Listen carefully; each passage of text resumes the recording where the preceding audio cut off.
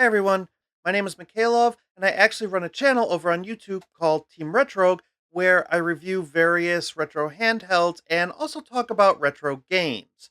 You're also going to see me now on this channel giving out some helpful guides on how to get the most out of these precious devices.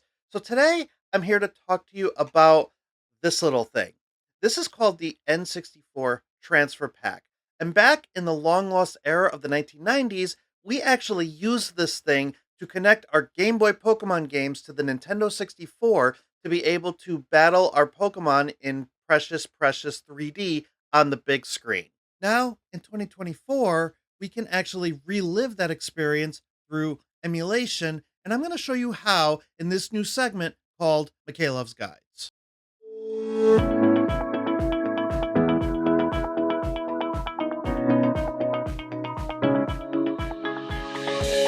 This video is also supplemented by a written guide that is on the Retro Handhelds website.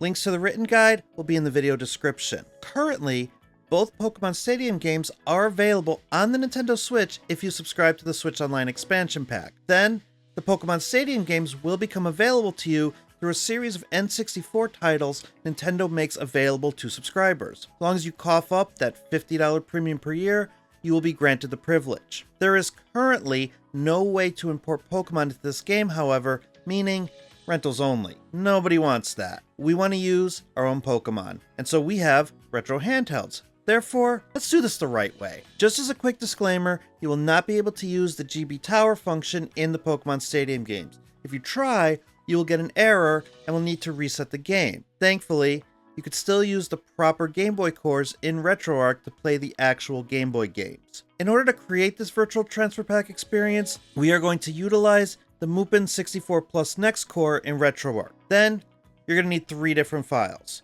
You're going to need a ROM of Pokemon Stadium or Pokemon Stadium 2 in Z64 format, a ROM of a compatible game, Pokemon Red, Pokemon Gold, or whichever one you want to use. This has to be extracted. It cannot be a zip file. And then you're going to need a save of the Game Boy game in a .save format. This is actually important because if your save is in SRM, it's not going to be recognized. So you're going to need to make a copy of that SRM save, rename it as a save file. These saves need to be in the same folder, and we need to rename some of these files. For ease of use, I place these files on the N64 folder of my SD card. In this example, we're going to use the original Pokemon Stadium. Additionally, these directions will also work with Pokemon Stadium 2. You're going to change the name of the N64 ROM to Pokemon Stadium.z64. Change the name of the Game Boy save file to Pokemon Stadium.z64.save, and change the name of the Game Boy ROM file to Pokemon Stadium.z64.gb. The files should look like what you're seeing on the screen. Load up the Pokemon Stadium ROM in Retroarch using the N64 Plus Next GLES3 core. Then, open up the Retroarch menu with the Pokemon Stadium game using whatever hotkey you have set up. In the quick menu, we have to virtually plug in the transfer pack by navigating to Core Options, Pack Controller Options, Player 1 Pack. Set this to transfer. Now, it's time to connect the N64 ROM to the Game Boy ROM and save files. So we're going to do this by closing the running N64 game by navigating to Quick Menu, Close Content. In the main menu, navigate to Load Core, load the N64 Plus Next GLES3 core. In the main menu, navigate to Subsystems, load N64 Transfer Pack. Navigate to where the files you renamed earlier are located. Select that rename.save file, navigate again to Subsystems, load N64 Transfer Pack, and you should actually still be in that folder you navigated to earlier. So this time, we're going to select the Game Boy ROM. Yet again, navigate to Subsystems, load N64 Transfer Pack. This time, select the N64 ROM. And one last time, navigate to Subsystems. There's a new option there called Start N64 Transfer Pack. And all those files that we just selected in those earlier steps, they should be listed right underneath Start N64 Transfer Pack. So we're just going to go ahead and click it, and the game will start, and you're going to see your Game Boy save in the Game Pack Check section of the main menu. That shows that it worked.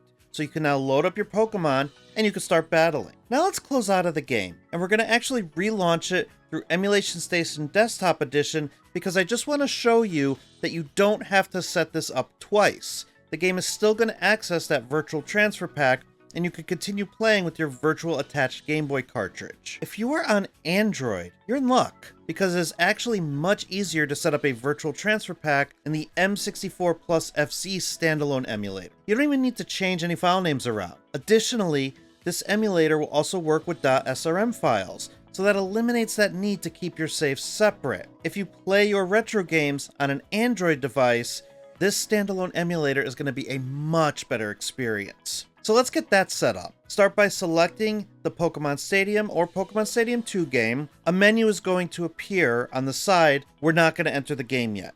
Instead, what we're going to do is we're going to scroll down to the side menu and click on Settings. If your device can handle it, navigate to Emulation Profile and set this to Glide N64 Very Accurate.